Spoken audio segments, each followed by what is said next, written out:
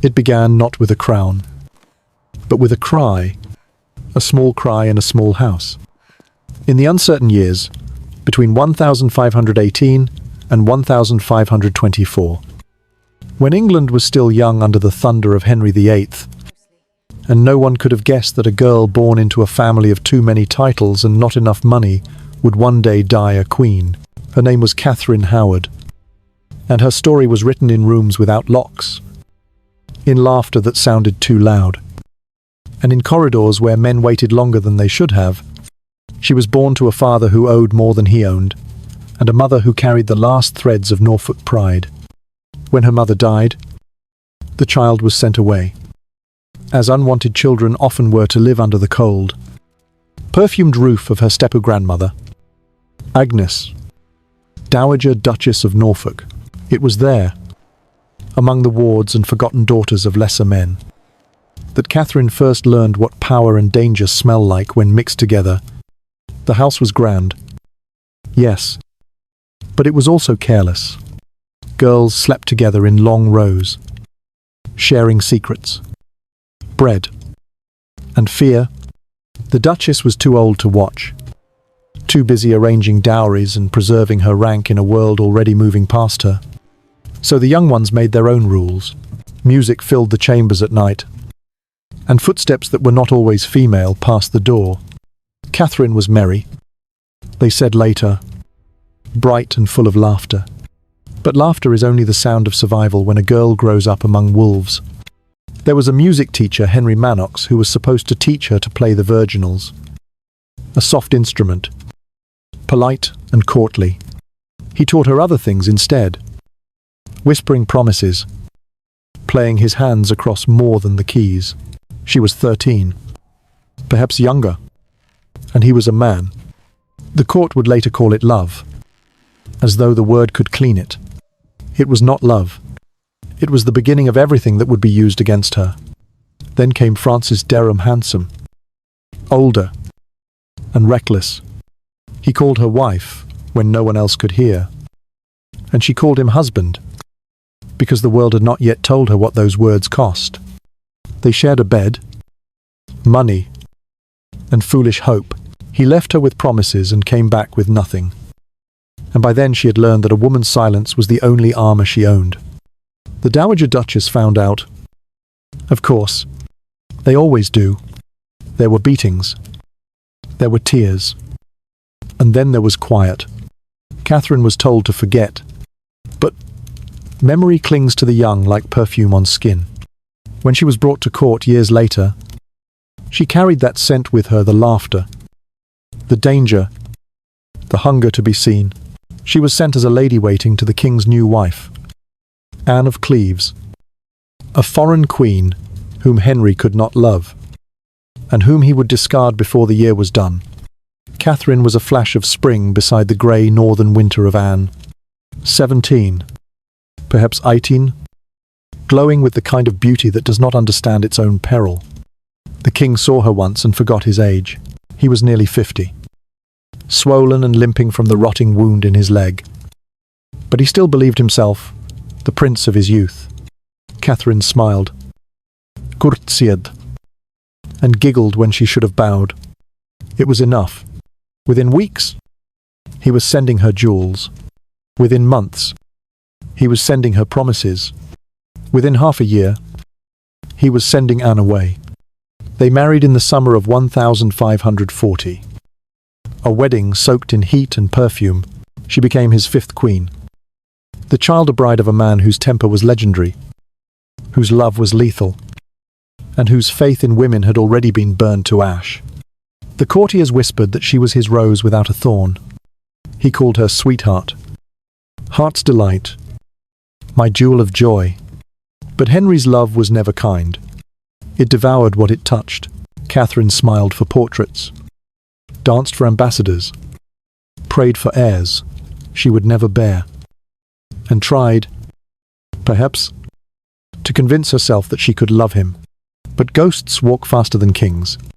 At court were eyes that remembered servants who had seen her at the Dowager Duchess's house, men who knew her laughter before it became royal.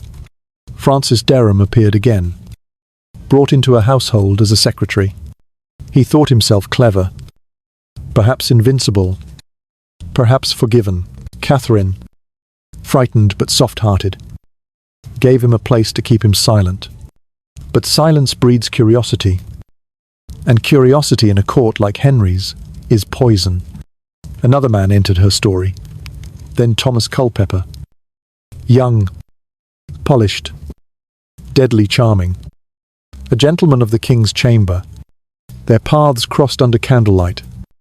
Between hunts, between prayers. What happened between them no one can ever know, with certainty. But in England, rumour travels faster than mercy. By the autumn of 1541, the whispers had reached Thomas Cranmer, the archbishop who had survived too many storms not to recognise another forming.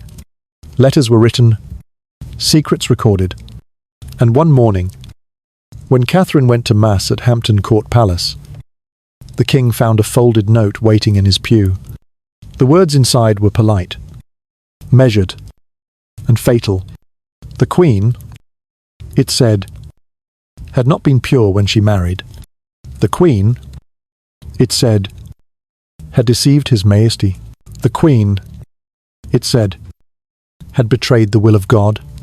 Henry's fury was beyond words. Yet even he could not bear to face her at once. He sent soldiers instead. She was confined, interrogated, stripped of jewels, stripped of friends, stripped of the world she had built in a heartbeat. Her lovers were taken, tortured, made to speak until the truth no longer mattered. Francis Dereham was hanged, drawn, and quartered. Thomas Culper was beheaded. Their heads rotted on pikes over London Bridge.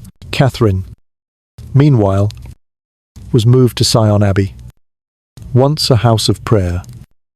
Now her prison. There she waited, still a child, still calling herself Queen, until Parliament declared her guilty by an act written in ink darker than blood. And then came that morning, Monday, the 13th of February, 1540 dawn cold, the air sharp as knives. Catherine was led from her cell to the Tower Green, the same ground where her cousin Anne Boleyn had died 6 years before. She wore black. She walked steadily. They said her lips moved in prayer. They said she was very small, and that the axe looked too large beside her. When she reached the scaffold, she knelt, folded her hands, and spoke words no one could quite agree upon. The legend says she whispered, "I be a queen, but I would rather die the wife of Thomas Culper." Whether or not it was true no longer matters, because what came next was silence. The blade fell once, clean, quick.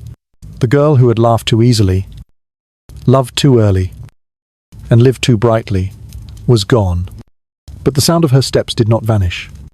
They say that even now, in Hampton Court, there is a corridor known as the Haunted Gallery, that sometimes, when the palace sleeps, footsteps can be heard light, disperati, running, and a voice thin, breathless, echoing through the stone calling for the king, pleading for life, begging for a door that never opens. That is where her story begins for us, not in death, but in that endless run down the gallery, where the young queen reaches for mercy and finds only air. She has been running ever since, not through time, but through memory, through every story told about her, through every sigh spoken by those who wonder how a girl so full of life could end in such cold silence. She is not gone. Not really. Catherine Howard, the queen who died screaming, is still there forever. 17. Forever reaching. Forever trapped between innocence and the crown that killed her. Before she was executed, before she was betrayed, and long before the letters were uncovered like bones beneath the palace floor, Catherine Howard walked through the halls of power with the softness of spring. She was not trained to be a queen. She was trained to smile, to curtsy, to speak when spoken to. She had not been groomed like Anne Boleyn or paraded like Jane Seymour. She had simply been seen one girl among many, radiant in youth and laughter, placed close to the throne not as a threat, but as decoration. And yet, within months of her arrival at court, that soft tread began to quake the ground beneath men who thought themselves safe. It was not her beauty that disturbed them. Beauty could be controlled. It was not even her proximity to the king. It was something else, something more dangerous. Catherine, though young, was not malleable. Her instincts were sharper than her education. Her voice, when used, had an uncanny effect on those who heard it. She was not clever in the ways of books, but she knew people. She knew how to lean toward them, how to make them want to believe her. And when she became queen so swiftly, it shocked even the most practiced courtiers. She began to use that voice not only for charm, but for interference. In the early months of her reign, when the king was still besotted and called her his rose without a thorn, Catherine's attention turned to the matter of sermons, not those offered in chapels to faceless crowds, but the ones whispered through court, embedded in policy, dressed as advice. She had noticed a particular minister, a chaplain, elevated by Cranmer, Protestant in tone but pragmatic in belief, who had taken it upon himself to use the pulpit for politics. In one sermon, delivered in the chapel royal before half the court, he spoke of the virtues of obedience, of the dangers of pleasure, of Eve's fall, and the weakness of women. He did not name Catherine, but he did not need to. The words slithered through the pews like smoke. Henry did not flinch. He rarely noticed such things unless told to. But Catherine did. And the court did. She was young, yes, but not blind. And she recognized when a man used God's voice to brand her body with shame. She said nothing that day. She smiled, as queen do, and kissed the king's cheek as they returned to their chambers. But that night, she summoned her confessor, and then her secretary, and then one of the king's closest friends, and within a week, the chaplain had been reassigned, sent to a priory near the Welsh border, far from court, far from sermon, far from the eyes of queens. It was not a punishment, but it was a message. Catherine would not be mocked by metaphor. She would not be shamed by parable. She may have entered the palace barefoot, but she had learned how to make the floorboards creak beneath others. The courtiers noticed, and though they still laughed behind silk sleeves and whispered about her past, they did so with more caution. But power, once exercised, does not go unnoticed. And Catherine, like all who find themselves suddenly surrounded by velvet, discovered that control breeds retaliation. Around her were men who had waited long years for influence: Thomas Cranmer, Thomas Wriothesley, and the surviving faction that had outlived Anne Boleyn's fall. They did not trust queens who moved outside the king's shadow. They had watched Anne grow too loud, too bold, too dangerous, and they would not allow another to repeat her rebellion, even if this one wore innocence like a second skin. So they began to dig, not openly, not immediately, but carefully, quietly, and in that time before the letters, before the interrogations, something else happened. Something that never made the record in clear terms. Something written only in the margins of servant journals. In the silence between royal proclamations, in the flicker of the Queen's hand against her stomach when she thought no one watched. Catherine was pregnant. For a moment, perhaps a month. Perhaps only weeks. She carried not just herself, but something more. There were signs: her sudden refusal to dance, her breathlessness when climbing the palace stairs, her appetite uncharacteristically quiet. There were whispers from her maids, too, that the Queen had been seen weeping alone in her chambers, that she clutched a rosary not from piety, but fear, for all her laughter. Catherine was not naive. She had watched what happened to women who gave the king daughters She knew what had happened to Anne Boleyn when her body betrayed the crown's desire. She may have carried hope, but she also carried dread. And then one morning, in the late autumn of 1541, there was blood, not enough to raise alarm, not at first, but enough to send her into silence. Her ladies washed the sheets. The midwife was never summoned. No physician was called. Catherine told no one, not even the king. But something had shifted. The sparkle in her eyes dimmed. Her touch grew lighter, and she flinched when he drew her close. Perhaps it was a miscarriage. Perhaps it was a false hope.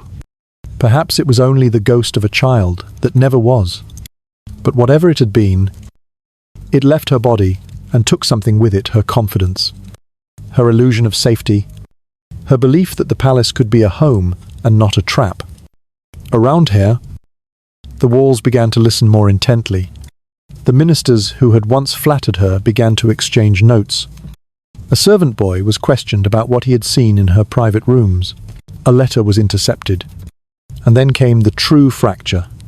A letter from the north, passed from a disgruntled courtier to a friend of Cranmer's, repeating the old stories of Francis Dereham, of secret promises, of kisses before queenship.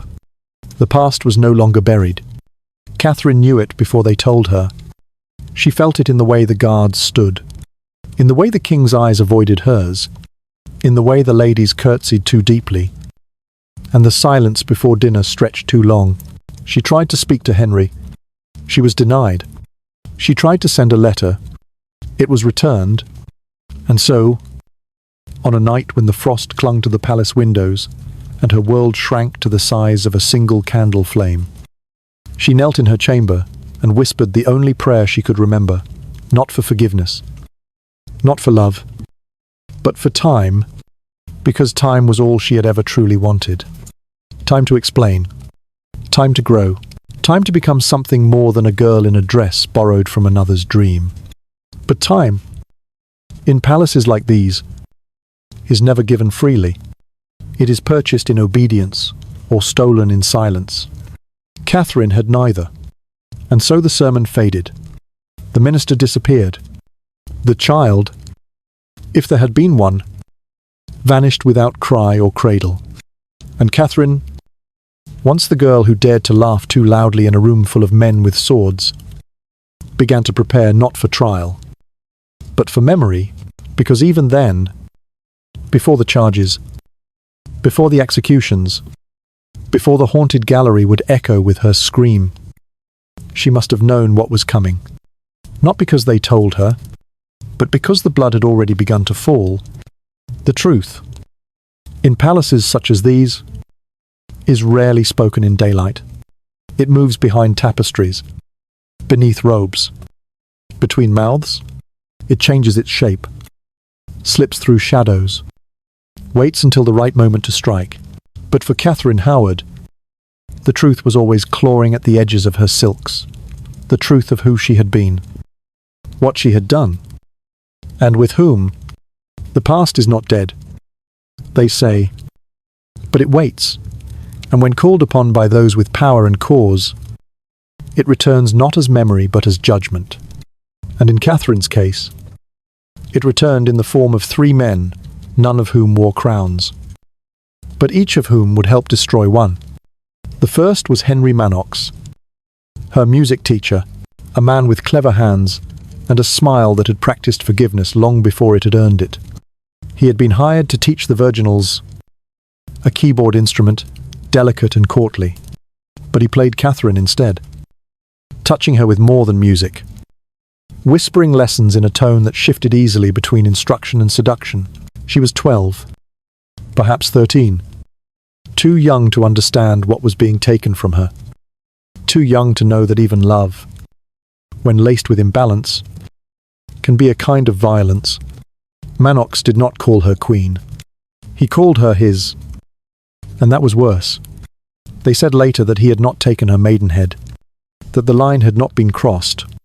But lines, when drawn by power, are not always the ones that bleed. The second man older, more dangerous, was Francis Dereham. a secretary in her grandmother's household. He entered Catherine's life like a thunderclap on a quiet evening. He was handsome. He was bold. He was persistent. He kissed her, and she let him. He touched her, and she returned the gesture, whether she wanted to or whether she only feared what would happen if she refused. No one could say. Not even Catherine. But their affair became something more than scandal. It became a secret marriage. At least in word. They called each other husband and wife. They shared beds, coins, and promises written in the trembling hands of adolescence. When he left for Ireland, she kept his memory like a pressed flower, fragile, dangerous, and impossible to forget. But Catherine had always been more watched than she knew. Jealousy is a language well spoken in noble houses. And someone, perhaps a rival, perhaps a protector, whispered her name into the ears of the Dowager Duchess. The relationship was torn apart. Derham was dismissed. The laughter stopped. But Catherine, though punished, was not broken. She wiped her eyes, straightened her dress, and learned the oldest lesson of womanhood in power: forget, or pretend to. And so she rose. She left the old house behind, stepped into court, and stepped into history. The king saw her, and the king fell. Anne of Cleves was gone before the ink dried. And Catherine, not even 20, was England's queen. But power does not erase the past. It only drapes it in finer fabrics. Derham, sensing opportunity, or perhaps only desperate for the closeness he once had, returned. He asked for a place in her household. She gave it, not because she loved him still, but because she feared what silence might cost. And here entered the third man, not from her childhood, but from her marriage. Thomas Culper, gentleman of the King's Privy Chamber, young, dark-haired, and dangerously close to Henry. He was a groom of the stool, a title that placed him quite literally at the king's side during the most private of moments. It was not an office of shame, but of immense trust. Culper knew what the king ate, how he slept, where he ached. He helped him dress, helped him limp, helped him manage the rotting wound in his leg that no physician could seem to cure. And in this intimacy, he gained power. And with power comes confidence. And with confidence, désir. No one knew how it began. Perhaps with a glance. Perhaps with a letter. Perhaps with the loneliness that settles into the ribs of girls married to men who groan in their sleep and sweat through their linens. Catherine had no child. No confidante. No escape. And Culper polished. Charming. Unafraid was exactly the kind of fire that girls mistake for light. Their meetings were arranged by her lady-in-waiting, Lady Rochford, who had once stood beside Anne Boleyn as the blade fell and who, in some twisted twist of fate, now carried notes and watched doorways for the cousin who had risen in Anne's place. The meetings were brief, often hurried, always dangerous. It is not known what they did. Catherine insisted later that they never lay together, never broke the final vow. Culper confessed that they meant to, that they wanted to, that they might have. The records are stained by torture. The truth, again, lost in the need to find guilt.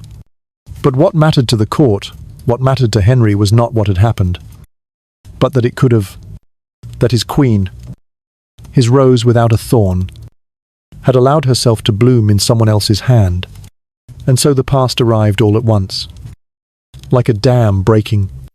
Manox, the music teacher, was questioned. He bragged. He named himself a witness. He described parts of her body only lovers should know. Derham was dragged into a cell and bled of every secret he had ever kept. He told them everything, or enough to doom her. He said he had known her before the king, that he had called her wife, that she had called him the same. He did not know about Culper. He did not need to. It was enough. Culper was arrested next. His confession, extracted between screams, spoke of plans, of passion, of treason not committed but imagined. And for Henry, it was betrayal enough. He had torn down his country for a son. He had slaughtered friends for loyalty. He had sent his second wife, Catherine's own cousin, to death for less. And now, a girl half his age, whom he had crowned and adored and called his soul's revival, had touched another man, or so he believed, and belief was all he required. Catherine was not given a trial. She was given solitude. She was locked in her rooms. She asked for Henry. She asked for God. She asked for death. The letters were gathered, the statements compiled, and Parliament did the rest. An Act of Attainder declared her guilty, not because of what she had done, but because of what might have been presumptive treason. They called it a crime, written in possibility. Derham was executed first, hanged, drawn, and quartered, his body pulled apart before a crowd too hungry for justice to look away. Culper followed, beheaded, spared the full traitor's death, perhaps because of his closeness to the king, or perhaps because mercy, once in a while, wears a disguise. Their heads were set on spikes above London Bridge, their names carved into the air like curses, and Catherine, who had once been touched by a flute player, loved by a boy who called her wife, and seduced by a man who stood at the king's back, waited in a tower, not for forgiveness, but for erasure. Her past, once hidden beneath embroidery and perfume, now stood naked before the crown. Not because she was evil, not because she was cunning, but because she had been young, and men who should have protected her had instead taught her how to be hunted. There was never a question of guilt, only how loud the silence would be. When Catherine Howard was arrested, the Crown already knew its conclusion. There would be no drama. No impassioned speeches. No sudden reprieve. The machinery of power had begun to move long before she was brought to the tower, and by the time her feet touched the cold stone, her fate had already been filed away in parchment and sealed with wax. Her trial, when it came, was not a trial at all. It was a performance carefully rehearsed, coldly executed, and entirely devoid of suspense. The verdict had been whispered in council chambers and scribbled by trembling clerks before the accused was even allowed to speak. But first, there was the waiting, and waiting, for a condemned queen, is its own execution. Catherine spent the final weeks of 1541 in confinement at Sion Abbey, a place that had once housed prayer and now imprisoned a ghost, not yet dead. The rooms were plain, the guards polite, the candles burned low, her maids came and went, silent and nervous, their eyes never meeting hers for long. She was allowed no correspondence, nor visitors, nor priest, only silence. And in that silence, Catherine unravelled. She had once been a girl who ran laughing through parlours, who learned to flirt before she learned to write. She had once danced beneath ceilings painted with angels. Now she was a number in the king's record, a caution wrapped in lace. Her letters, if she wrote any, were never saved. If she wept, the stone walls absorbed the sound. What we know of those days comes not from her, but from those who watched her break and described it in the neat language of clerks and scribes. And then came the order, not for a trial, but for a bill of attainder, a device older than any courtroom, older than guilt. It allowed the Crown to bypass all formalities. No need for witnesses, no need for judges. Parliament would declare her guilty by proclamation, and the king would sign the sentence with the same hand that once touched her cheek. She would die not because she was proven guilty, but because those in power no longer needed proof. Still, the process had its theatre, and it was a performance England had seen before. They had watched it play out with Anne Boleyn, and now they watched it again, only this time the audience did not gasp. They leaned back. They already knew the ending. The evidence was read aloud in chambers by Thomas Cranmer himself. There were confessions, extracted by threat or torture. There were testimonies, shaped by fear or ambition. There were signatures, trembling and blurred. But Catherine's voice was never heard. She was not allowed to speak in her defence. She was not invited to attend the proceedings. Her trial was held without her. The jury was Parliament. Men who had sat in those wooden benches for decades, watching monarchs come and go like seasons, each one more ruthless than the last. They had nodded through the divorce from Catherine of Aragon. They had murmured agreement during Anne Boleyn's downfall.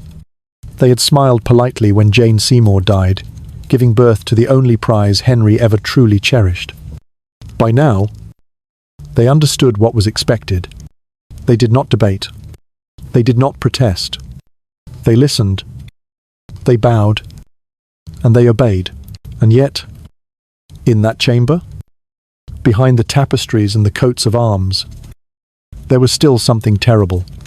Not in the violence, but in the calm. Not in the rage, but in the routine. This was no longer a kingdom shaken by scandal. This was a kingdom that had learned to devour its queens without blinking. They had streamlined the process. No need for spectacle, just paperwork. Meanwhile, Catherine remained locked away. She asked again for Henry. She begged for a chance to explain. There is no record of an answer. Perhaps her letters were burned before they were read. Perhaps they were never sent. The king, once so enchanted, so enthralled, had turned away completely. His pride was wounded, and he nursed it in the only way he knew, with silence. When he spoke of her, it was in brief phrases, clipped and heavy. He called her that girl, as though he had never kissed her neck, never held her waist, never believed that she was the balm for his aging soul. They say that when the Bill of Attainder passed through Parliament, it carried a final clause that the Queen would be executed by the King's personal assent, and that no priest would be required to hear her confession. That mercy, too, had been stripped from the ritual. The execution was scheduled for the 13th of February. In the year 1540 U2, the tower was prepared, the scaffold cleaned, the axe sharpened. She was moved from Sion to the tower, on a barge beneath grey skies. No crowds gathered. No songs were sung. London had seen enough death to know when not to watch. That final night, Catherine was given a single candle and a block of wood. It was not a cruel gesture. It was tradition. She was to practice to kneel, to lay her neck upon it, to understand how the morning would end.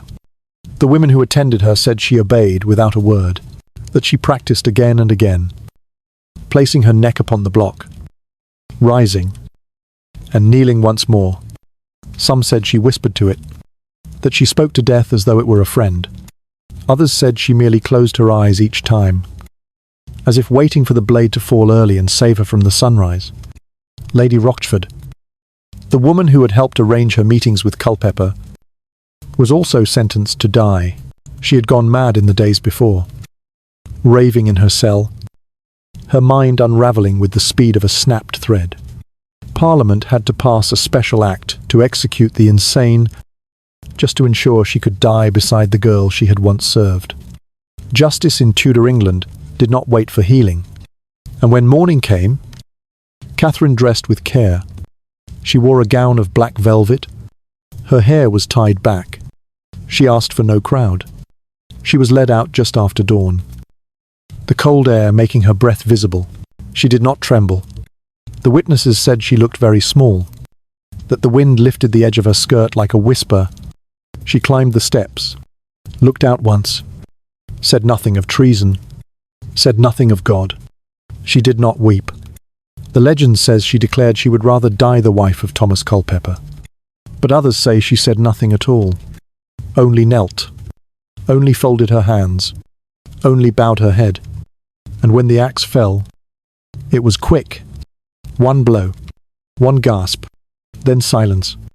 The trial was over, the curtain down, But the theatre, the great, cruel theatre of power remained, and somewhere in the hearts of those who had watched queens fall before, there was perhaps a flicker of understanding that they had not killed a traitor that morning. They had killed a child. There is a silence that comes just before a death, not the silence of reverence, or of prayer, or of last-minute forgiveness, but the kind of silence that thickens the air, slows the clocks, makes the birds stop singing. That silence had hung over the tower before, 6 years earlier, when another queen with the same Boleyn blood, the same pale skin, the same too-quick smile, had climbed those same scaffold steps and waited for a Frenchman with a blade sharp enough to cut history in half. Anne Boleyn had died with a prayer.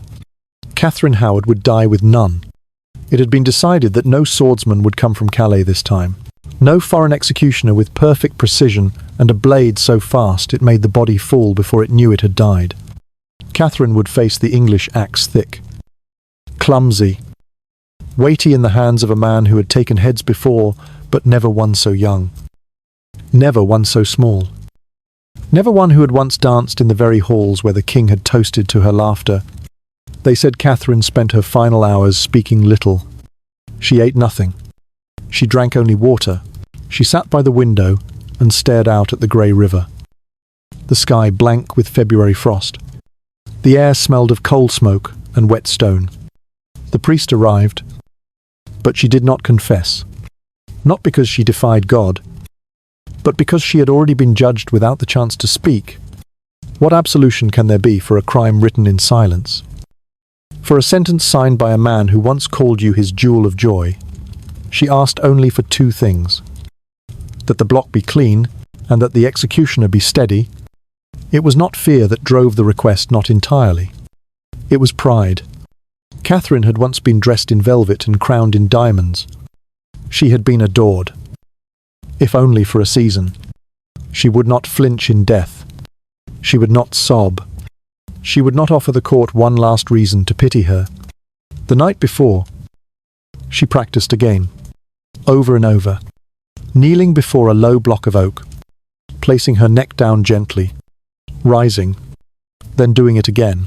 The maid said she whispered something each time, but none of them dared to ask what it was. And in the morning, when the guards came for her, she stood with composure, so complete it frightened them.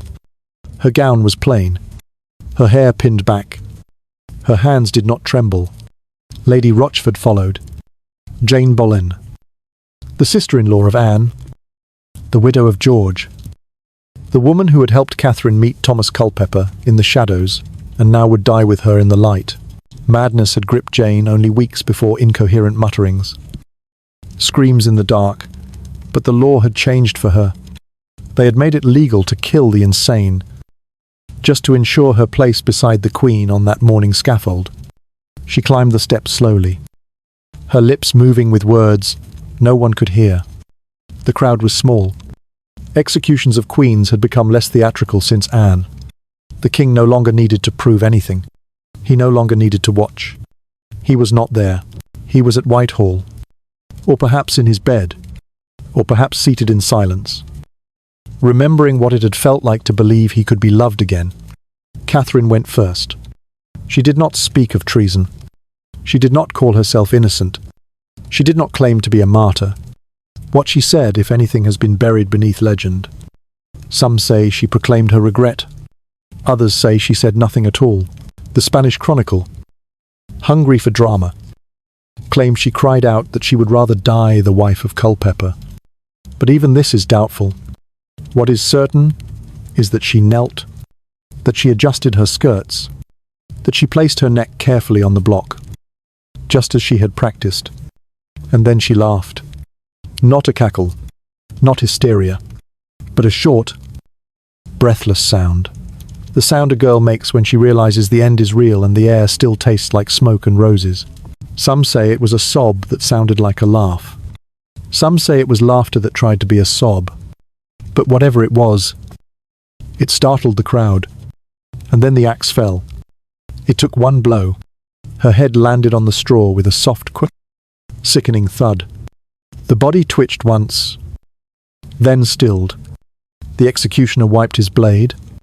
The guards moved forward. The silence returned. Jane was next. She did not resist. She did not scream. She had already died 100 times in her madness. The axe ended what remained. The two bodies were taken to the chapel of St. Peter ad Vincula. They were buried beside Anne.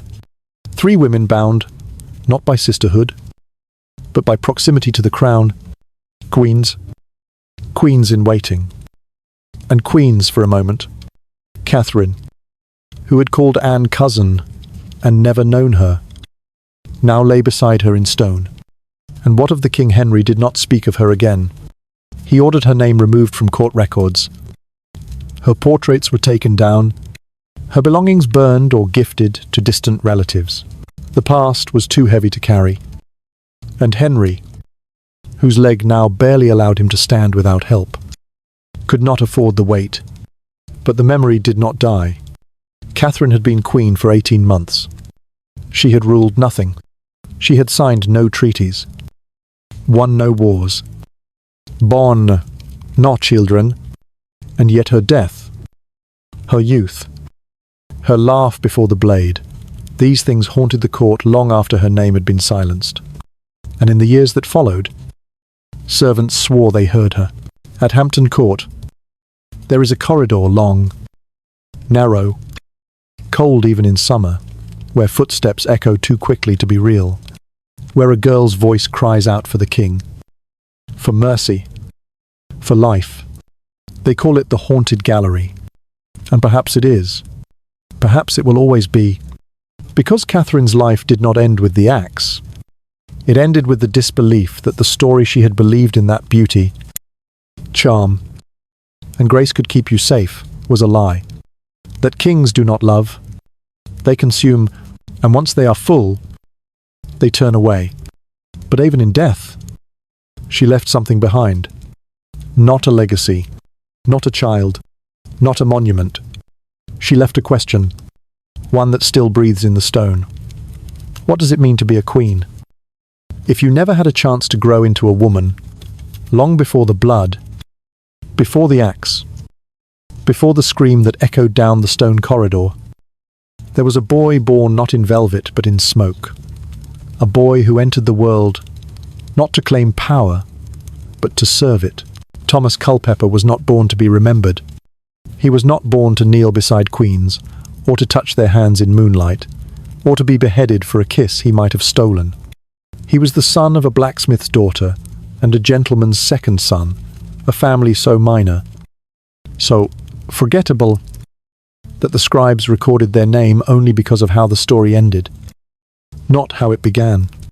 But even in the smallest houses, ambition finds a way in. Thomas was handsome. This was said often, and with precision. His eyes were quick, his voice low, his posture confident in the way of men who know they are watched. The court noticed him early, not because he demanded attention, but because he carried himself as though he didn't need it.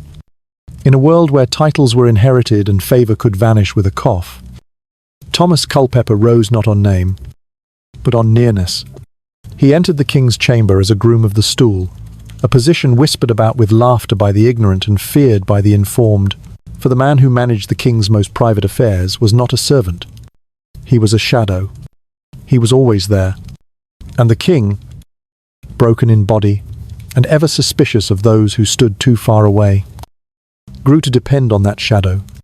Culper dressed the king, cleaned him, handed him his dagger, knew when his leg bled and when his appetite turned. He knew who whispered in his sleep. He knew which wines dulled his pain and which prayers calmed his fury. He did not flatter. He remembered. He obeyed. And through this intimacy, he gained more than access. He gained trust. It is important to understand what it meant to be close to Henry VIII, a man who, by the time Thomas came to serve him, had already buried 3 wives and rewritten the soul of his country in the pursuit of certainty. Henry did not suffer fools. He did not keep company with those who disappointed. If he kept you close, it was either because he needed you or because he was watching you die. Thomas walked this line like a dancer. And then he met Catherine. The stories do not agree on when it began. Some say he noticed her before the marriage, when she was still laughing behind Anne of Cleves, wearing the kind of joy only girls without pasts can afford. Others say it began after, when the crown was already on her head, and her smile had begun to fade beneath the weight of a husband who groaned in pain and smelled of rot. But what they agree on is this: something passed between them that could not be undone. Perhaps it was desire, perhaps loneliness, perhaps Catherine reached out in confusion. Not love, trying to remember what it felt like to be wanted for her softness, not her station. Or perhaps it was Thomas who pursued her, believing himself untouchable, beloved by the king, and already halfway into the royal bed. Whatever it was, they met, not once, not casually, not publicly. They met in secret, in locked rooms, in hurried whispers, in moments arranged by Lady Rochford, who had seen too much death to understand danger anymore. There are letters, fragments of affection scribbled in rushed Latin, promises that might have been metaphors, might have been confessions. Catherine called him beloved. He said he would rather die than lose her. Whether they ever lay together is still argued by historians, by poets, by ghosts. But in Henry's England, what mattered was not consummation, it was imagination. And Thomas, blacksmith's grandson or not, had dared to imagine. When Francis Derham was arrested, he spoke first. He told them of Catherine's childhood, of her past, of the foolish words they had once exchanged.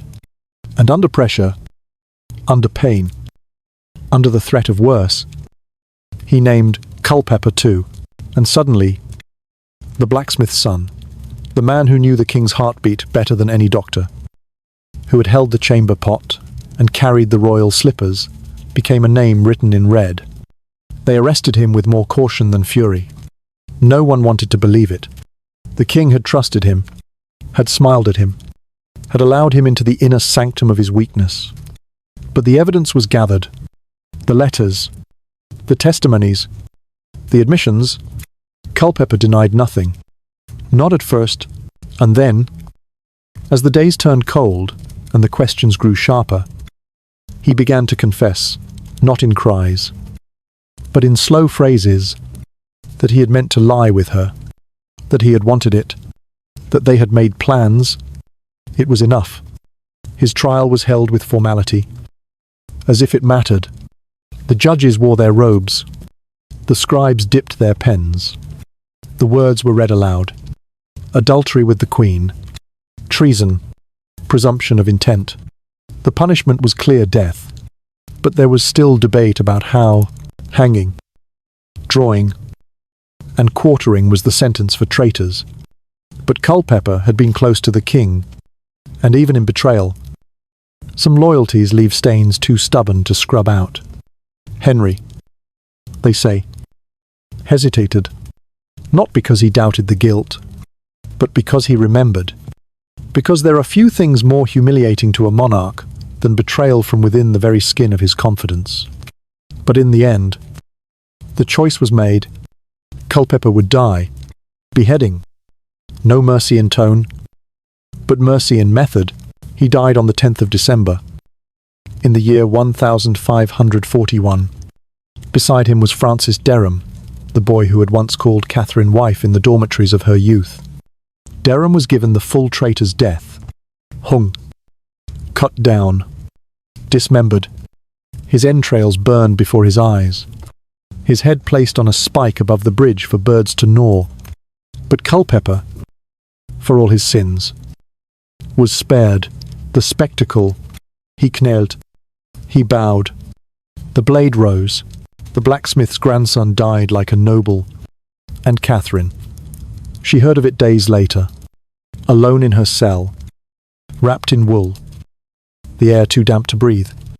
They told her that Culper had died with her name on his lips, that he had not begged, that he had accepted his sentence as a man might accept sleep. She said nothing. She looked out the window and said nothing, because the truth is, she had never loved him. Not in the way stories require. She had needed him, trusted him, perhaps desired him, but she had not dreamed of forever. She had dreamed of warmth, and now she was cold again. And Thomas Groom, shadow, servant, was buried with no marker, no stone, no record, only whispers, only that he had once served the king and then touched the queen, and that for that he died. But the blacksmith's son had done something no nobleman ever quite managed. He made the king feel small. He reminded him that love, even imagined, cannot be controlled, and for that he was erased, not from memory, but from forgiveness. There are moments in history that do not survive in parchment, but impossibility, fragile things whispered through time, believed not because they are certain, but because they feel true. Among these is the letter Catherine Howard may have written while imprisoned in the Tower, a letter not of defiance, but of desperation, a letter that may have reached the king, or never left her hands, a letter that may have been burned, unread, or read in silence, and discarded like a flower long dead. The truth is, no one knows. But in the softest corners of the story, in the spaces between screams and signatures, there is a place where that letter still exists, folded, sealed, trembling, and waiting. By the time Catherine was brought to the Tower of London in the bleak winter of 1541, she no longer believed in rescue. The girl who had once danced in the gardens with laughter bubbling behind her eyes had grown silent. The rooms were colder now. Her windows were smaller. Her meals arrived on trays, set down without words. The ladies who attended her did so without glancing too long, for they, too, knew what was coming. They had seen queens vanish before. They had seen the gowns burned, the names struck, the portraits removed from the gallery walls before the body was even cold. The court had learned how to erase without fire, but Catherine had not yet been erased. She still breathed. She still prayed. And perhaps she still hoped. The legend says she asked for pen and paper, not for poetry, not for confession. For him, for Henry, the man who had made her queen, the man who had once called her his jewel, his second spring, his darling child. She wanted to speak to him, not through guards, not through priests, but in ink. And so the letter began. She would have written carefully, her script small and slanted, her hand trembling just enough to blot the corners. She might have begun with his title, Your Majesty, or perhaps My Lord the King, or even simply husband. She would not have dared to call him Henry, not anymore. That name belonged to joy, to dances, to kisses, not to this. She might have reminded him of her youth, that she had been a girl, unknowing, unguarded, that the things she had done, the hands she had held, the names she had whispered had all come before, that when she married him, she had meant it, that she had wanted to be worthy, that she had tried, or perhaps she asked for mercy, not for herself, but for her name, for her family, for her mother who had died too young to warn her, for her father who had not paid enough attention, for her cousins who now flinched when the Boleyn name was spoken. She might have begged that her body be buried quietly, not displayed like a warning, that her soul not be cursed in the sermons, that her memory be allowed to sleep. And somewhere in that letter, it is said she asked to see him, just once, just to speak, just to explain, just to be looked at not as a ghost already fading, but as the girl he had once touched, just to be allowed to be human before the axe took her name away. But whether the letter was sent, or read, or even written, we will never know. No trace remains, only the whisper that it existed, that she tried, and he, the King Henry VIII, once golden and laughing and brave now rotting from within, his leg oozing pus, his eyes dulled by pain, his heart twisted by pride. He said nothing, not in reply, not to anyone. The letter, if it reached him, left no mark upon the record. He never visited her, never sent a message, never spoke her name aloud again. The silence was absolute, and so she waited. In a tower built for power and soaked in blood, the same tower where Anne had waited, where Thomas More had prayed, where secrets were kept and never returned. Catherine paced the floor, slept little, ate only enough to stand. Her eyes, once bright, began to dim. Not from age, but from knowing. For knowing is a cruel weight to carry when there is no future. She asked what the scaffold would look like. She asked how many steps there would be. She asked if the axe was sharp. The women around her said yes. Yes to everything. Not because it was true, but because kindness, at the end, takes the shape of certainty. And then there were her eyes. They never closed. Not completely, even in sleep. Eyelids fluttered. Even when resting, she stared too long at the walls, at the windows, at the door that never opened. Her ladies said she barely blinked, that she watched the candle flame until it sputtered, that she watched the fire as if it would reveal something she could not find in the prayers she no longer recited. The day before her death, she asked for the block. To practice, they brought it. She knelt before it, again and again, pressing her neck to the wood, adjusting her dress, whispering words no one could hear. Not forgiveness, not poetry, just rhythm, motion, readiness, the final choreography of a girl who had never been taught how to end. The Tower Chapel rang its bells that night more slowly than usual. Some said it was a mistake. Others said the sound was intentional, a reminder to the city that a queen was about to die. But Catherine heard them. She asked for a candle. She sat by it, and she watched it burn. Not to the end, just until the wax dripped too far for her fingers to touch. And in the morning, she rose, dressed, prayed maybe, and walked, not to beg, not to plead, but to finish. The scaffold had been cleaned, the axe had been sharpened, the crowd was small. The sky was grey. She did not cry. She did not speak of her letter. She did not say his name. But her eyes, they say, never blinked. Not when she reached the steps. Not when the headsman bowed. Not when the hush fell. Not even when she laid her neck on the block. They say her eyes stayed open. Until the end. It was morning. Cold and without colour. The kind of morning where breath hangs in the air like ghosts trying to stay visible. A thin mist curled around the tower. Not enough to obscure, but enough to soften the outline of the scaffold. There were only a few spectators. Executing Queens had lost its novelty. No criers announced it. No drums rolled. Only the quiet shuffling of boots on damp stone. The whisper of fabric, and the stillness that settles when something sacred or something shameful is about to happen. Catherine Howard, Queen of England for 18 months, walked slowly to her death. She wore black, but not for mourning. She had no one left to grieve. Her family was disgraced. Her name had been torn from prayers. Her lovers were already rotting on spikes. And the man who had once promised to protect her had locked the door and thrown away the key. She carried nothing in her hands. No crucifix, no notch, no rose, only silence.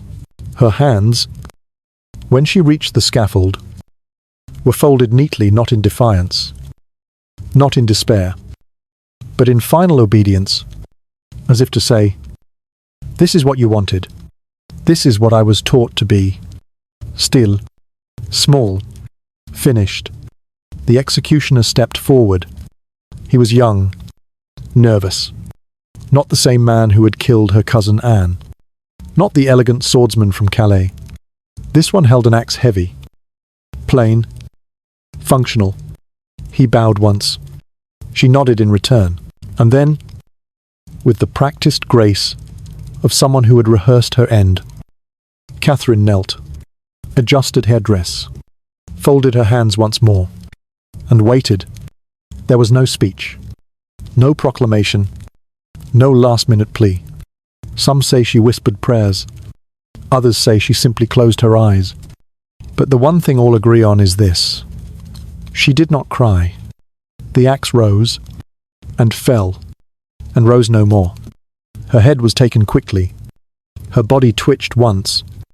The blood soaked into the straw, and the tower, long accustomed to royal endings, swallowed the silence whole.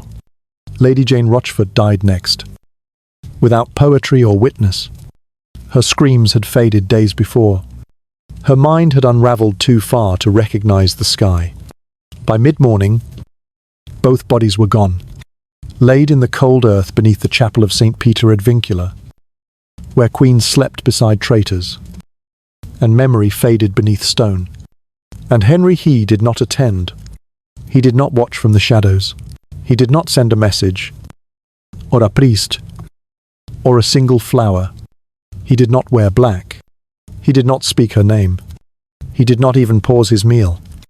The record shows that the king was at Whitehall that day, overseeing a new suit of armour being forged for his ever-growing waist. He was in pain. Yes, the ulcer in his leg still raw, still refusing to heal. But he had learned to live with pain. He had not yet learned to live with regret. Some say he asked, days later, whether the execution had gone cleanly, that he was relieved to hear it had taken only one blow, that he did not want a repeat of the mess with Margaret Pole, whose old bones had taken too long to break. But even this is uncertain. Henry's silence was total, and in that silence, a different kind of sentence was passed. Because to be erased is worse than to be hated. And Catherine Howard, once kissed, once crowned, once adored, was now unspoken. The court moved on quickly. Her crest was stripped from the palace walls. Her gowns burned. Her servants reassigned. Her family fell into disgrace.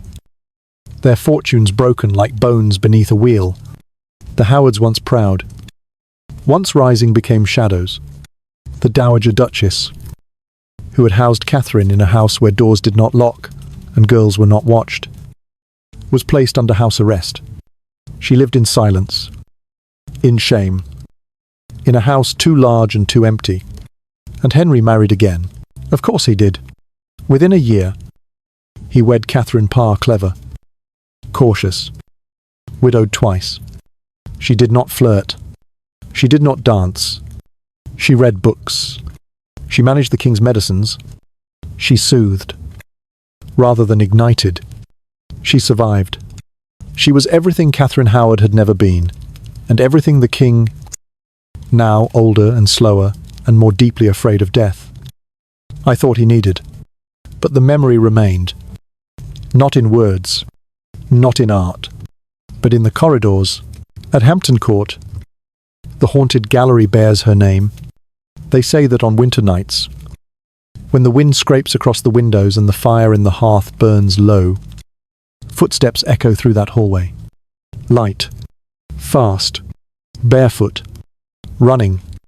A girl's scream pierces the air, Henry, Henry, mercy, and then disappears.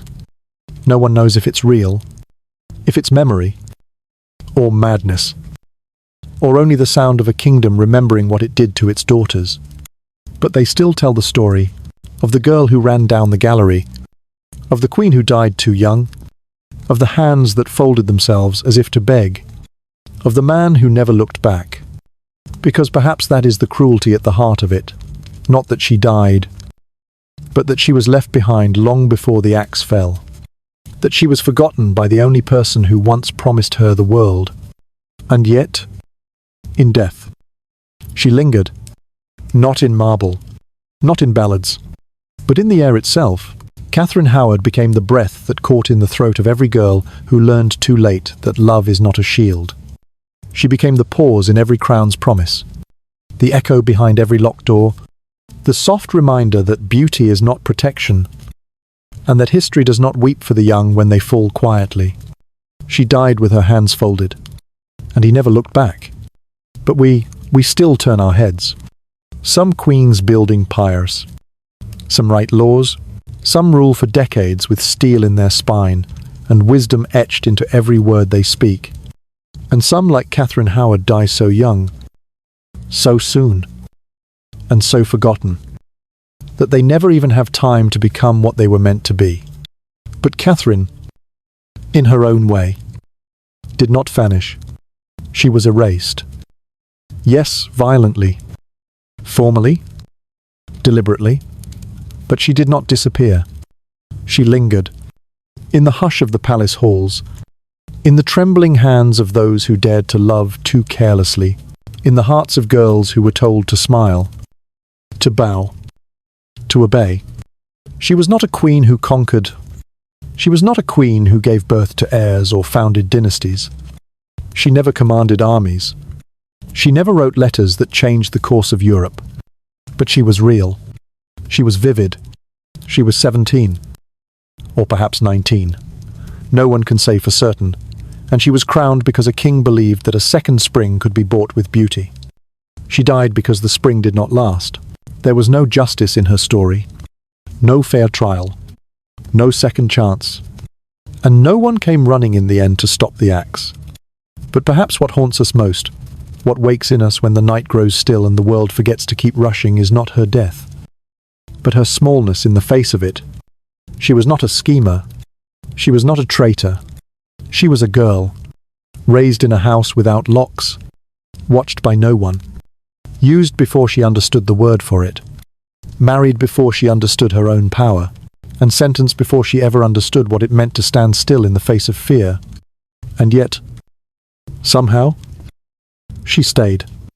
Not in the scrolls of the ministers, not in the letters of the king, but in the shadows of the places she once stood.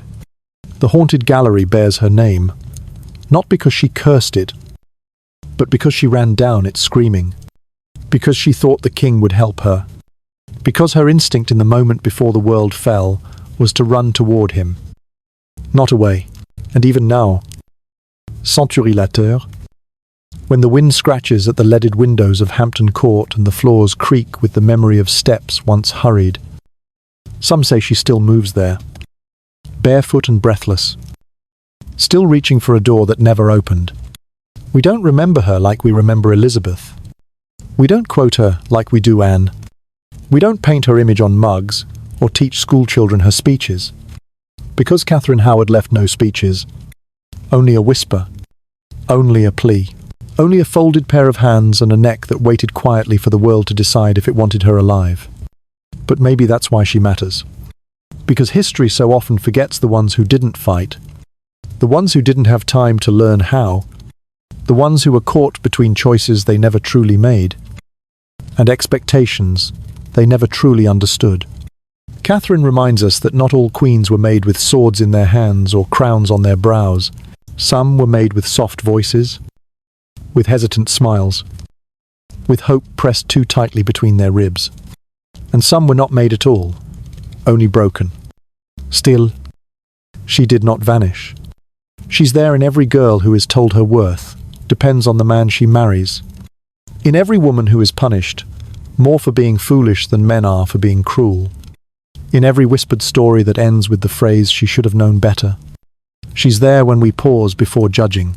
When we look at portraits of powdered faces and remember the child beneath the paint. She's there when we ask, what if not to rewrite history, but to remember that it once hurt? Catherine Howard may have died a queen, but she was not a queen when she was born. And perhaps that is the tragedy, or perhaps the lesson. That queenship did not protect her. That power did not make her safe. That love, or something pretending to be love, did not save her. But still, she left something behind. A warning. A presence. A ghost. And not the kind that rattles chains or moans in corridors, but the kind that settles into a country's bones. The kind that stays in the cracks between history's louder names. The kind that makes us look closer, listen longer, and remember that power without mercy leaves bodies. not legends. So tonight, as the candles burn low and the silence begins to gather, we close this story not with triumph, but with tenderness, with the memory of a girl who folded her hands at the end and tried, even in death, to be dignified. Catherine Howard, the fifth wife, the child bride, the laughter that was taken, the scream that never reached the king. She was meant to be forgotten, but she refused, and maybe that is the only kind of victory left for a queen who died too soon. Good night. Catherine, you are still here.